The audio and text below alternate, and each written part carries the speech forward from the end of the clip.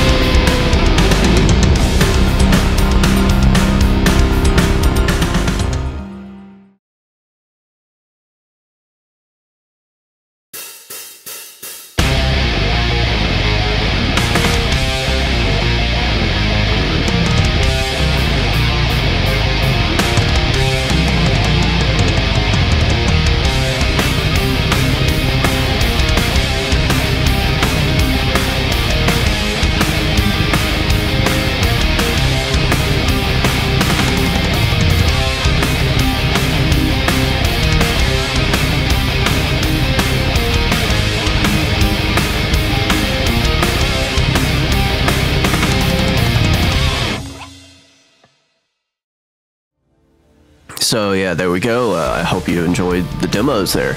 I'm going to go ahead and get into a few other things about the guitar. Maybe provide some information, stuff that you couldn't quite glean from a product page on the manufacturer website, or just from a simple spec sheet.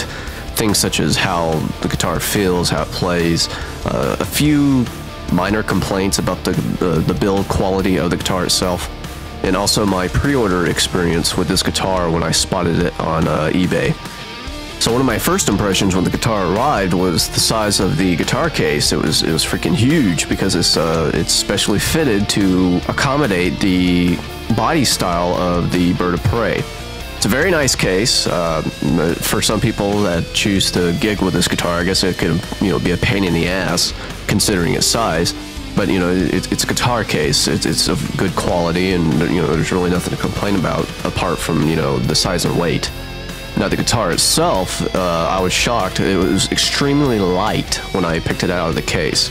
Compared to my Samick Strat guitar, it's easily half the weight almost, I would think. And the Samick is a much smaller guitar. Now, I'm not exactly sure what type of wood was used in the build of the Samick Strat, but the Bird of Prey is an all mahogany build. It is a set neck with a 26.5-inch scale length. But I'm not going to regurgitate all the details of the guitar that you can read anywhere just from Googling. The neck itself is very comfortable. It has a very flat shape. I want to say, I'm not really sure of what the terminology is to describe neck shapes. I think there's like a C shape and a V shape. This one's more of like a flat C shape. It's very thin and fairly comfortable in the fretting hand. And despite, complaints, or not complaints, but comments from other guitarists over various forums how they describe set necks not being as good as a neck through due to, upper fret access, I don't have any problems. And I don't have exceptionally large hands. I mean, perhaps you would have trouble, accessing the upper frets with the lower register strings.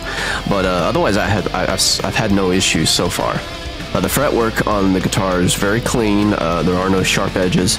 There is one thing, however, that concerned me, and it was the join of the neck to the body of the guitar. There's a very sort of messy seam, as if it looked like they were using wood filler, I guess. And also some of the stain from the paint, I believe, got onto the side of the fretboard. Now this sort of dirty seam can be seen on both sides of the set neck join. So that was a bit off-putting, but that's something I can overlook. Just be aware that this is specific to my guitar, so it's not to say that the rest of the DBZ Bird of Preys will have the same issue. But it is something that bugged me and something I couldn't quite overlook at the time. But for right now, I don't pay any attention. Now, in terms of the body style and how comfortable it is to play, the guitar itself is not really neck heavy, so there is no significant neck dive. And to be honest, this guitar is very, very comfortable playing standing up. With my Samick, I never really enjoyed playing the guitars while standing up because, for one thing, the Samick is very heavy, and this DBZ is very light in comparison. But also just because of the body style, it kind of complements playing while standing up. It's very nice. You can brace yourself against the fins of the guitar on the body. But also, on the flip side, I have no issues playing while sitting down. It is a little lower than what I'm used to. It sits lower. I also don't play it in the typical style of a V guitar like you would with the Jackson Rhodes, where it's resting on the knee. And I think it would be kind of difficult to do so because the input jack is on the inside edge of one of the fins of the body. But I've had no real issues playing while sitting down. It's still very comfortable even while playing in that position. So if you did have any concerns about that, don't put them out of your mind. Now, what drew me to this guitar in the first place, of course, the body style, but it was the finish, the color and finish of the guitar Scorpion line series of these guitars. In the past, DBZ has put out bird of prey guitars with like a ton of different transparent finishes, and I'm just not a fan of transparent finishes, at least with this body style. I didn't mind the black transparent finish when it came to like the WRMG that was provided from, you know, Jackson guitars. In fact, that was like the first, I guess, extreme body style of a guitar that I've always wanted, but you know, that guitar has since been discontinued, and now Jackson has their X series or something, more affordable, better build quality guitars. But their Jackson Warriors that come with a, you know, a floating tremolo, they have a reverse headstock, and that just kind of looks goofy to me with that body style. It doesn't quite, it's not quite as streamlined looking as the WRMG once was. But yeah, the main reason why I even considered getting the DBZ guitar was because of the two-tone finish with the flat dark earth and matte black, and in person this guitar looks awesome. You certainly could not be disappointed if you're in the same room as the guitar and checking it out. All the hardware is pretty much good to go. The EMGs, this is my first foray with EMG pickups, and so far I'm very pleased with their sound. Yes, they're actives. I believe there's 81.7 in the bridge and an 85. I'm sorry, a 707 in the neck position.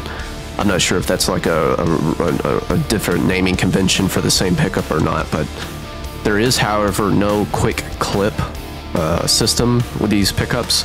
I believe they're hardwired, or they're soldered straight to the pickups, or the switch rather, which was something that I was curious about. But you know, that answers all my questions because I had to remove one of the pickups in the bridge position to adjust its height, which is another thing concerning some of the care that went into this guitar. One of the mounting screws of the bridge pickup were, I guess, stripped, and the pickup height couldn't be adjusted. It couldn't be held down at a specific height. So what it was doing, it was jumping up and brushing up against the guitar strings. Minor complaint. It's easily fixed. I just, clipped off the end of a wooden toothpick and dropped it into the screw hole, and that gave something for the screw to catch onto. So it no longer is an issue. But that is just another minor flaw involved with this guitar when I received it. But that really is the only issues that I've seen with this guitar: the neck seam and one of the screw holes being stripped for the screw mounts for the pickup. This is my first encounter with a Floyd Rose tremolo system. I'd always heard of the difficulties involved when it came to doing the setup and changing strings and all that. And yeah, it was a bit aggravating, trying to find that perfect balance between the spring tension in the back of the guitar and the different size, the different gauge strings that I was using, and what tunings I was going to use. But I figured it out, and it's working out just fine. It's really not that difficult. And the guitar stays in tune, which is something I always had a difficult time with the Samick Strat, which doesn't have a locking nut or anything like that. So before I keep rambling on, I'm happy with the guitar. If you've been on the fence about purchasing it yourself, do yourself the favor and don't agonize over it. If you like the body style, you won't be disappointed by the performance. The neck's comfortable, so is the body. The sound is good. It sounds like EMGs, I imagine. Maybe some of you, most of you, the majority of you have experience with how EMG sounds, so you know what to expect. Just make sure you understand the differences between the 7-string and the 6-string version of this guitar.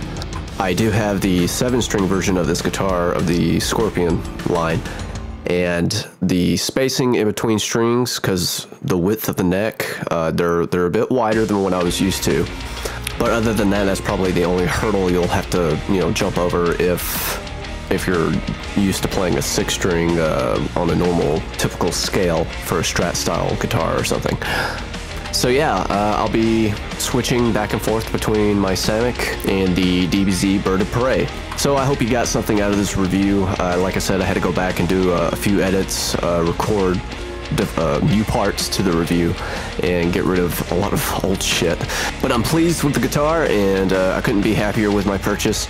Look forward to new videos, new mixes, new recordings, and I'm starting to do game playthroughs again, so look forward to that as well. So catch you next time, and thanks for watching.